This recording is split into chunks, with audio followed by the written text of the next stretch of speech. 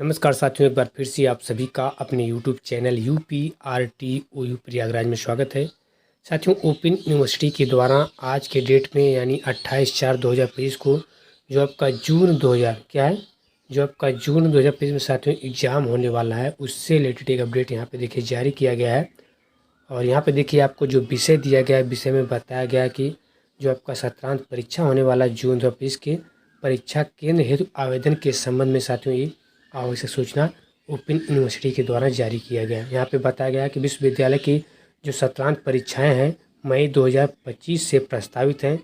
यदि आप शासन की मंशा के अनुरूप शुचितापूर्ण परीक्षा संपन्न कराने हेतु परीक्षा केंद्र निर्धारण के लिए निर्गत दिशा निर्देशों के अनुपालन हेतु प्रतिबद्ध हों एवं विश्वविद्यालय के परीक्षा केंद्र बनाने के लिए निर्धारित मानकों को पूर्ण करते हों तथा उत्तर प्रदेश राज्य सरकार द्वारा समय समय पर निर्गत दिशा निर्देशों के अनुसरण हेतु दृढ़ संकल्पित हों। ठीक है। साथ ही विश्वविद्यालय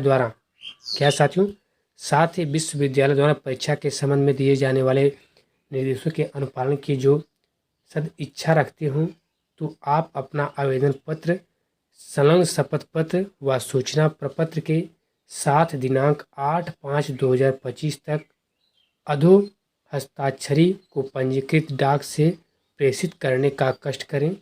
नियम तिथि के पश्चात प्राप्त आवेदनों पर विचार किया जाना असंभव हो सकेगा।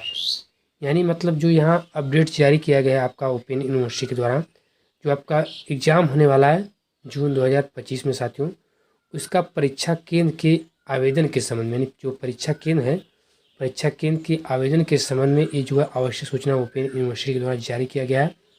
और यहाँ जो आपको संलग्न करना यहाँ पे देखिए दिया गया है कि विश्वविद्यालय के जो प्राधिकारी द्वारा पारित दिशा निर्देश है, शपथ पत्र का जो प्रारूप है, आवेदन का प्रारूप है।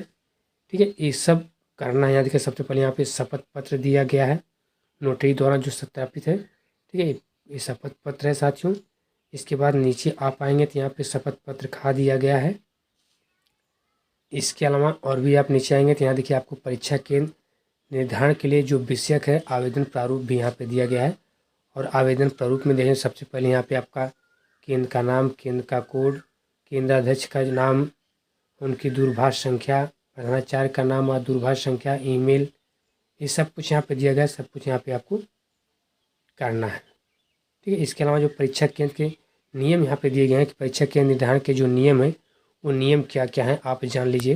देखिए, प्रदेश के सभी जनपदों में कम से कम एक परीक्षा केंद्र रखने का प्रयास किया जाएगा। ठीक है, यानी हर एक जिला में साथियों लगभग एक जो है परीक्षा केंद्र रखने का प्रयास किया जाएगा ओपन यूनिवर्सिटी के द्वारा। भौगोलिक रूप में विस्तारित जनपदों में एक से अधिक परीक्षा केंद्र बनाए जा सकते हैं। परीक्षा केंद्र निर्धारण करते समय परीक्षा नियंत्रक की सहायता के लिए कुलपति जी द्वारा एक समिति गठित की जाएगी जो परीक्षा केंद्र निर्धारण हेतु दिशा निर्देशों को ध्यान में रखते हुए अपनी संतुष्टि प्रस्तुत करेगी। ठीक है, इसके अलावा परीक्षा केंद्र और समान रूप से विश्वविद्यालय के अध्ययन केंद्र को ही बनाया जाएगा अथवा परीक्षा केंद्र उन महाविद्यालयों को भी बनाया जा सकेगा जो किसी अन्य राज्य विश्वविद्यालयों के मान्यता प्राप्त परीक्षा केंद्र हों।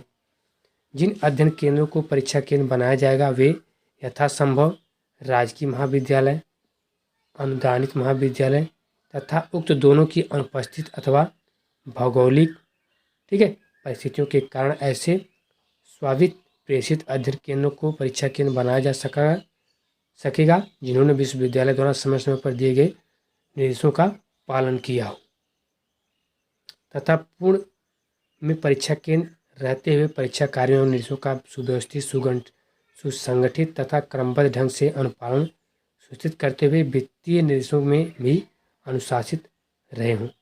परीक्षा केंद्र बनाए जाने वाले अध्ययन केंद्र के स्वयं की कम से कम छात्र संख्या 120 हो तथा वहां 3 वर्षों से अध्ययन केंद्र सुव्यवस्थित रूप से संचालित किया जा रहा हो। यहाँ देखिए 6ठे नंबर पर जो दिया गया है, यहाँ पे आपको बताया कि परीक्षा केंद्र बनाए जाने वाले जो भी अध्ययन केंद्र होंगे वह कम से कम उसमें 120 छात्र होंगे तथा वहाँ 3 वर्षों से अध्ययन केंद्र सुव्यवस्थित रूप से संचालित किया जा रहा है, यानी कोई वहाँ पे दिक्कत नहीं हुआ, सस्पेंड नहीं हुआ हो। और नया परीक्षा के निर्धारण करते समय वहाँ परीक्षार्थियों के लिए पहुंचने की स्थिति तथा अन्य परीक्षा केंद्र से दूरी का ध्यान रखा जाएगा। ठीक है।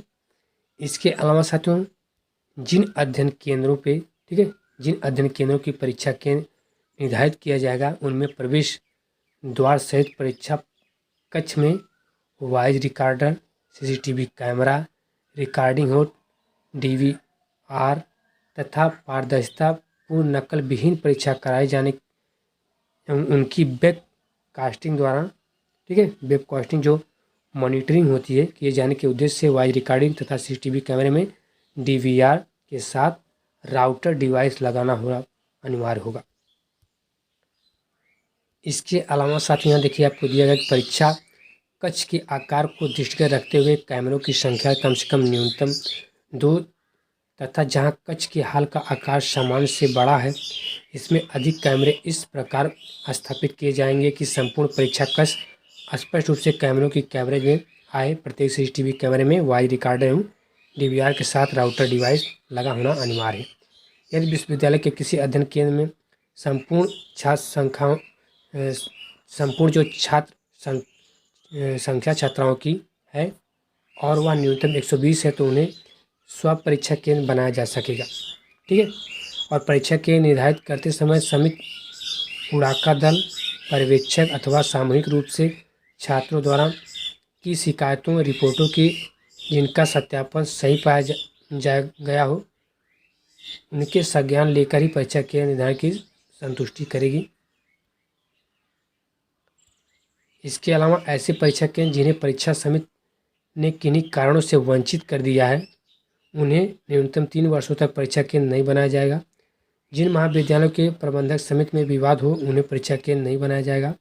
परीक्षा केंद्र पर वॉइस रिकॉर्डर एवं सीसीटीवी कैमरे की रिकॉर्डिंग कम से कम 60 दिनों तक सुरक्षित रखने की व्यवस्था करने वाले अध्ययन केंद्रों को ही परीक्षा केंद्र बनाया जाएगा तथा परीक्षा केंद्र के निरीक्षक के दौरान सचल दल अधिकारियों, पर्यवेक्षक आदि द्वारा परीक्षा अवधि के किसी भी तिथि व विषय की परीक्षा का अवलोकन परीक्षण किया जा सकेगा। इसके अलावा साथियों, परीक्षा केंद्र बनने वाले जो भी अध्ययन केंद्र होंगे उनका निर्बाध विद्युत आपूर्ति की व्यवस्था होनी चाहिए जिसके दृष्टिगत जनरेटर का भी वैकल्पिक प्रबंधन होना अनिवार्य होगा।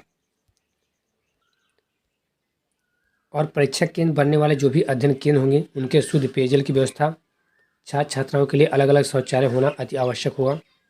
ठीक है। यानी यहाँ पे साथियों जो भी परीक्षा केंद्र बनाए जाएंगे जून 2025 में, क्या है, जून 2025 में जो भी परीक्षा केंद्र बनाए जाएंगे उनमें क्या क्या व्यवस्था होनी चाहिए, किस प्रकार से वह परीक्षा केंद्र होगा, उसके बारे में एक एक करके पूरा यहाँ पे निर्देश दिया गया है। और टोटल साथियों एक से लेकर टोटल 25 यहाँ पे निर्देश दिए गए हैं। तो इसकी PDF फाइल को यदि आप प्राप्त करना चाहते हैं तो आप हमारे टेलीग्राम चैनल से इसकी PDF फाइल को प्राप्त कर सकते हैं, जिसका लिंक आपको हमारे वीडियो के डिस्क्रिप्शन में मिल जाएगा। बाकी साथियों आप UPRTO की ऑफिशियल वेबसाइट पर जाकर इस वीडियो को देख सकते हैं, इसकी PDF फाइल को प्राप्त कर सकते हैं और पूरा पढ़ के आप परीक्षा केंद्र के बारे में जानकारी ले सकते हैं। ठीक है।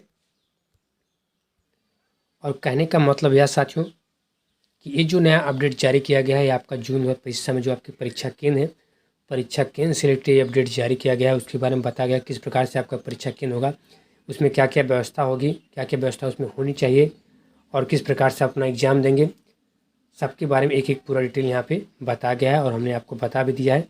इसके अलावा भी आपको में कोई डाउट संदेह होगा साथियों तो आप हमें कमेंट बॉक्स में कमेंट करके पूछ सकते हैं। फिलहाल साथियों इस वीडियो में इतना ही। नमस्कार, जय हिंद।